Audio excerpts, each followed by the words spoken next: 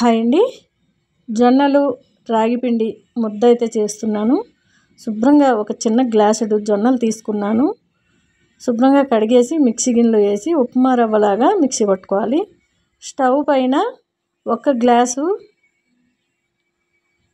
ఒక గ్లాసు జొన్నలకి 8 గ్లాసులు వాటర్ తీసుకోవాలి. కొద్దిగా రాళ్ళు పేసి కాస్త వేడైన తర్వాత ఈ మిక్సీ పట్టుకున్నదంతా వేసేసి స్టవ్ సిమ్లో పెట్టి ఉడికించుకోవాలి. జొన్నలు లేట్గా ఉడుకుతాయి. ఉడికించుకున్న తర్వాత మనకి ఇక ఉడికింది అని కనిపిస్తూ ఉంటుంది. అది పూసగా లేకపోతే మెత్తగా ఉంటే ఉడికిపోయినట్లే. అప్పుడు మనం రాగిపిండి ఏ గ్లాస్తోనైతే మనం తీసుకున్నామో జొన్నలు అదే గ్లాస్తో ఒక గ్లాసు రాగిపిండి వేసి స్టవ్ సిమ్లోనే పెట్టి కాసేపు ఉడికనేయాలి.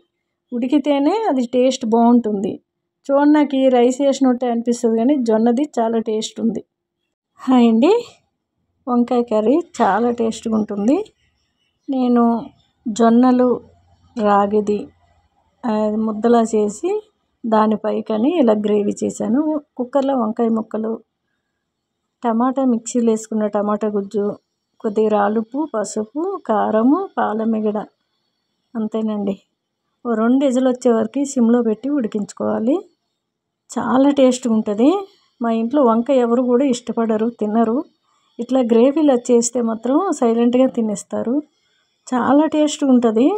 ఎవరికైనా వంకాయ ఇష్టం ఉంటే ఒకసారి ఇలా కూడా ట్రై చేయండి. కవ్వంతో మెత్తగా మెదిపేసుకొని నేను ఈ వీడియో కూడా పెట్టానండి. మనకి జొన్నలు, అది రైస్ కాదు, జొన్నలు మిక్సీలో వేసుకొని అది బాగా ఉడికిన తర్వాత రాగి పిండి అనేది వేసి కలిపేసుకొని ఆ ముద్ద చేసుకొని తింటే బాగుంటుంది. హాయ్ అండి. అరటికాయ ఫ్రై అండి. కొద్దిగా పసుపు వేసి అరటికాయ ముక్కలు ఉడికించి సైడ్కి తీసుకోవాలి. అదే పాత్రలో కొద్దిగా పాలమిగడ, ఆవాలు, జీలకర్ర, శనగపప్పు, మినపప్పు, ఎండుమిరపకాయలు, కరివేపాకు వేసి బాగా వేపుకోవాలి. ఈ ఉడికించుకున్న అరటికాయ ముక్కలు దాంట్లో వేసేసుకొని కాస్త ఇంగ వేసి బాగా వేపుకొని నేను కొద్దిగా సాల్ట్ అనేది వేసుకున్నాను. ఉడికేటప్పుడు కూడా వేసుకోవచ్చు. కొద్దిగా కారం పొడి, అంతేనండి. బాగా వేపుకొని కిందకి దించేసుకొని మనకి కొబ్బరి నూనెలో కానీ లేదంటే నువ్వు పప్పు నూనెలో కానీ 1 స్పూన్ వరకు ఆవపిండి వేసి బాగా కలిపేసి వాటిలో చల్లగా అయిన తర్వాత పోసి బాగా కలిపినట్లయితే మనకి కూర టేస్ట్ చాలా చాలా బాగుంటుంది. ఆరోగ్యానికి కూడా చాలా మంచిదండి ఆవపిండి. ఇలా ట్రై చేయండి. టేస్ట్ అయితే ఇంకా చెప్పనవసరం లేదు. చాలా చాలా టేస్ట్గా ఉంది. హాయ్ అండి. అందరికీ రథసప్తమి శుభాకాంక్షలు అండి.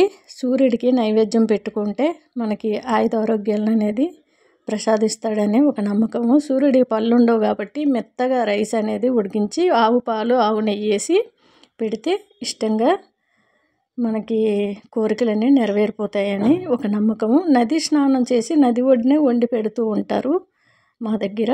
కానీ ఇక్కడ మాత్రం ఇప్పుడు కిరాయి ఇల్లు అంట, వీలు పడదు కాబట్టి ఇంట్లోనే స్టీల్ పాత్రలో వండుకుంటూ ఉంటాము. కానీ కొత్త కుండలో వండి సమర్పిస్తే ఇంకా మంచి రిజల్ట్ అనేది మనకి ప్రసాదిస్తాడు. అంతేకాదు, మనకి తులసి ఉంటుంది కదా, తులసి ముందు కట్టెల పొయ్యి మీద కొత్త కుండతో వండినట్లయితే ఆ తులసి అమ్మవారే వండినట్టు భావించుకొని సూర్యుడి నమస్కారాలు చేసుకొని ఆ చిక్కుడు ఆకుల్లో నైవేద్యం పెట్టినట్లయితే మనం అనుకున్నవన్నీ కూడా మనకు ఆరోగ్యం లేనప్పుడు ఆరోగ్యాన్ని ప్రసాదిస్తాడు. ఎటువంటి సమస్యలు రావు.